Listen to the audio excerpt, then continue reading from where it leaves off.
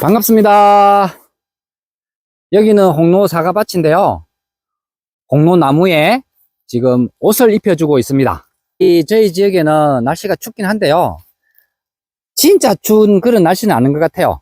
그래서 혹시라도 사과나무가 얼지 않을까 싶어서 이렇게 이제 옷을 입혀주고 있습니다.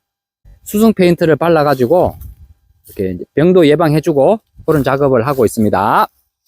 이 나무 같은 경우는 페인트를 다 발라놨고요. 이렇게 깨끗하게 다 발랐습니다.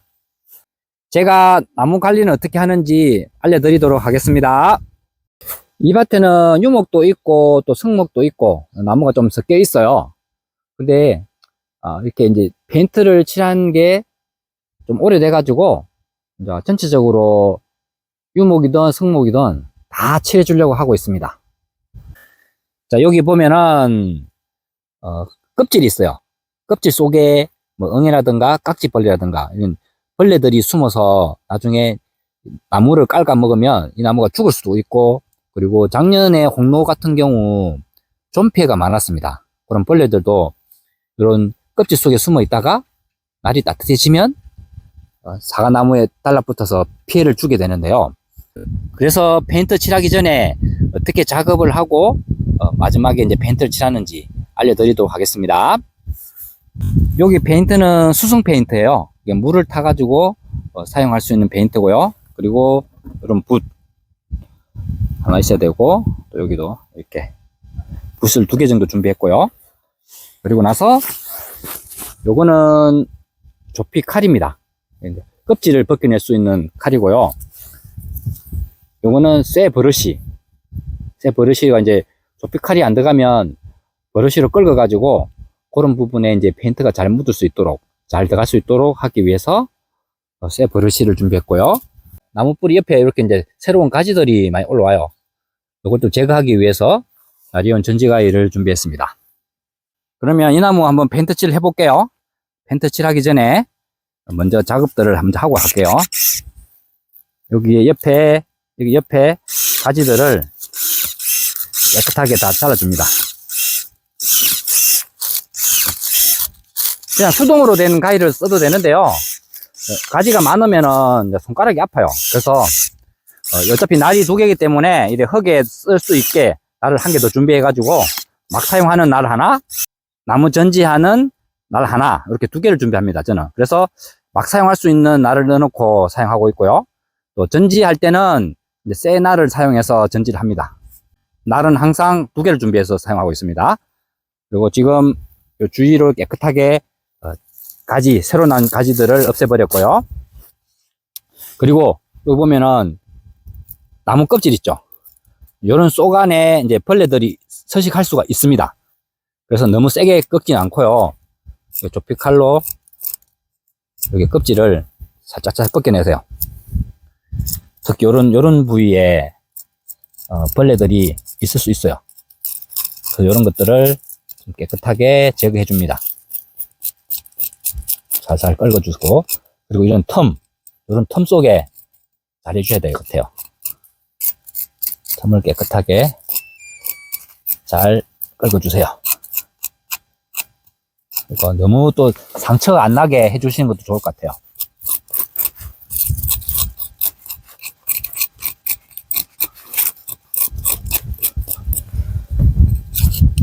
자, 일단 이렇게 껍질을 제거합니다. 쇠 버러시로 요런 틈 사이를 깨끗하게 털어냅니다. 그리고 이제 칼이 안 들어가는 부위는 이 쇠 버러시가 좋더라고요. 이렇게 혹시 틈 사이에 벌레가 있을 수 있으니까 떨궈댄다는 느낌으로 해주시면 될 것 같아요. 여기로.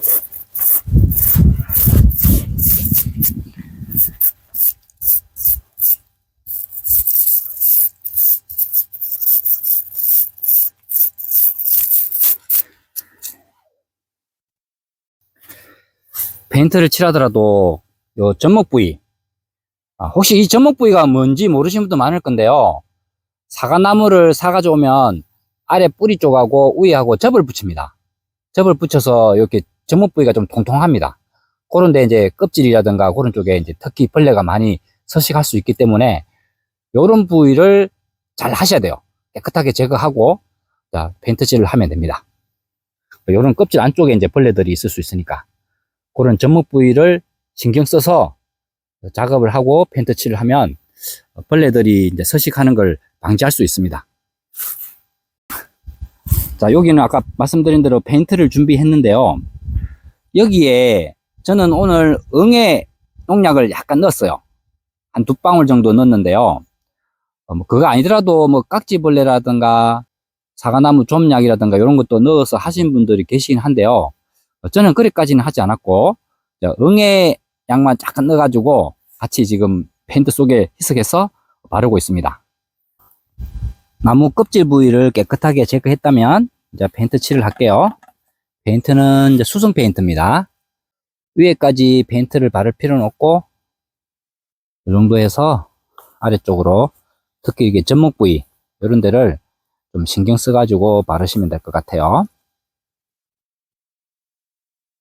롤이 안 들어가는 곳은 이런 붓으로 해서 칠해주면 될 것 같아요.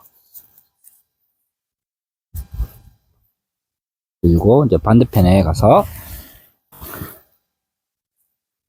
이쪽에도 마찬가지로 롤 버릇으로 전체적으로 이렇게 빠르게 칠을 해주고 이런 접목 부위는 롤로 하기가 좀 힘드니까 대충 발라놓고 붓으로 칠을 해주면은 구석구석 페인트를 바를 수가 있습니다.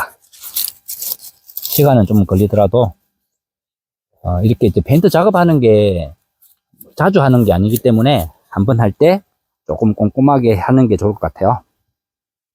이런 작업을 해 놓으면 몇 년에 한 번씩 할지는 모르겠지만 양 하는 거 깔끔하고 꼼꼼하게 하면 좋을 것 같습니다. 사과나무 동해를 방지하기 위해서 페인트 칠을 마쳤습니다. 그리고 접목 부위도 꼼꼼하게 이제 껍질 제거라든가 안에 이물질을 제거 잘하고 페인트 칠을 했습니다. 이렇게 하면 일단은 병이 안 걸린다고는 할 수 없겠지만 예방이 되지 않을까 생각이 들어요. 그래서 페인트 작업을 마쳤고요. 그리고 이제 이렇게 동해 방지를 하기 위해서 페인트 칠을 하는데요. 뭐 보통 5년 미만의 유목들한테는 이런 페인트 작업을 해주면 좋다 하는데 저는 뭐 그게 답은 없다고 생각해요. 여기도 보면 10년 이상 된 나무도 있고 유목도 있긴 하지만요. 당연히 유목은 하겠지만 저쪽에 보면 좀 나무가 오래된 나무들도 있어요. 그런데도 혹시 모르는 벌레들이 있을 수 있기 때문에 이 밭 전체에 뭐 오래되든 뭐 오래 안 되든 성목이든 유목이든 다 작업을 하려고 합니다. 요즘에 유목값도 상당히 비싸더라고요. 벌레 먹었을 때 나무를 베내고 새로 심으면 되지만 이 나무 키운다는 게 이게 쉬운 게 아니에요. 나무가 1년 만에 많이 자라서 사과를 수확할 수 있는 그런 나무는 아니잖아요. 최소 3년 이상을 키워야 사과를 수확할 수 있는데 새로 나무가 죽어버리면 또 베고 또 3년 시간을 또 허비하게 됩니다. 그래서 나무를 안 죽이고 벌레 안 먹고 잘 키우려면 뭐 이런 방법도 있고 다른 방법도 많겠지만 기본적인 것부터 하나씩 하다 보면은 나무가 죽지도 않고 잘 자랄 거라고 생각이 듭니다. 여러분들도 조금 시간이 있다면요 저렇게 이제 작업을 하시면 나무를 키우는 데는 도움이 될 거라고 생각이 들고요. 저는 페인트 칠을 하면서 응애약을 사춘기를 좀 넣어서 칠을 했습니다. 봄이 됐을 때 차라리 이제 나무 그런데 약을 치주는 것도 나쁘진 않을 것 같고요. 이거는 여러분들의 선택 사항이니까 편하게 작업을 하시면 될 것 같습니다. 오늘 준비한 영상은 저희 사과나무가 겨울에 얼어 죽지 않고 그리고 내년 진짜 좋은 사과를 생산하기 위해서 이제 일부분의 작업을 했습니다. 자, 오늘 영상은 이걸로 끝내도록 하겠습니다. 시청해 주셔서 감사합니다.